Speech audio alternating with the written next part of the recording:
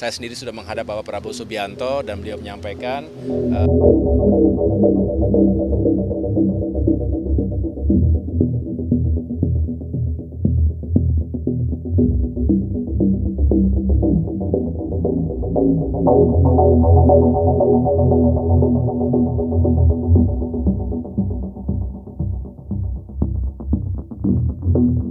ya, kami pertama menunggu dulu.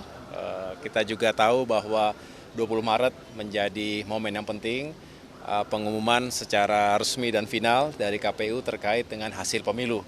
Barulah secara moral dan etis kita bisa berbicara lebih jauh, karena setelah itu baru Koalisi Indonesia Maju akan kembali berkumpul.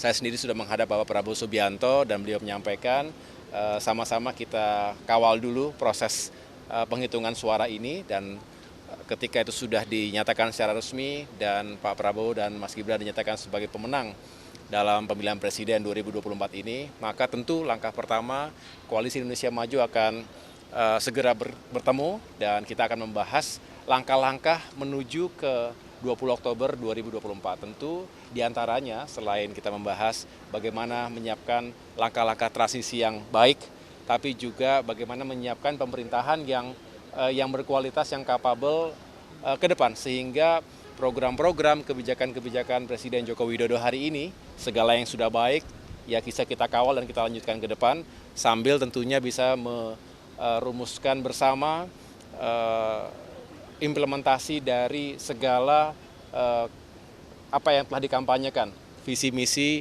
Bapak Prabowo Subianto sebagai capres selama 3 bulan terakhir ini. Mas, sebagai ketua Partai Demokrat ingin ada posisi Menko dari Partai Demokrat?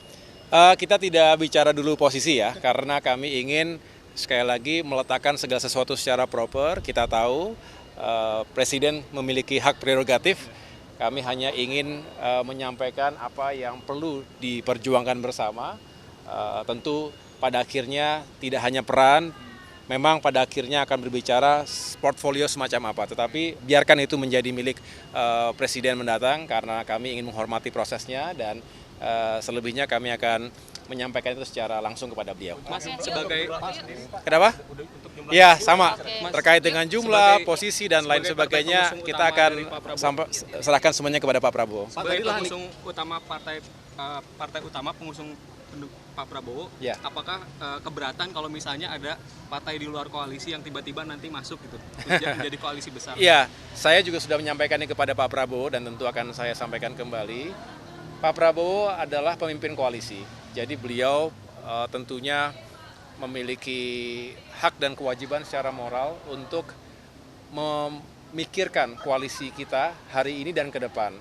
Kami tentu sangat memahami dan menghormati, karena tentunya beliaulah yang bisa menentukan apakah koalisi Indonesia Maju saat ini dinyatakan cukup kuat, cukup kokoh di pemerintahan maupun di parlemen, atau beliau memiliki pandangan yang lain. Tetapi beliau selalu mengajak kita berbicara bersama. Saya tidak ingin menyampaikan ini di sini. Ada berbagai faktor tentunya yang jelas. Kami ingin pemerintahan ke depan itu sukses, dikawal dengan baik oleh partai-partai pengusungnya, tetapi juga kita ingin stabilitas di parlemen ini juga bisa dijaga, karena apapun ketika kita bicara mewujudkan program-program kebijakan-kebijakan pro rakyat harus juga bisa dikawal di parlemen.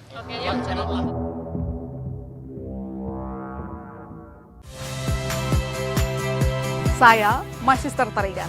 Saksikan program-program Kompas TV melalui siaran digital, pay TV, dan media streaming lainnya. Kompas TV, independen, terpercaya.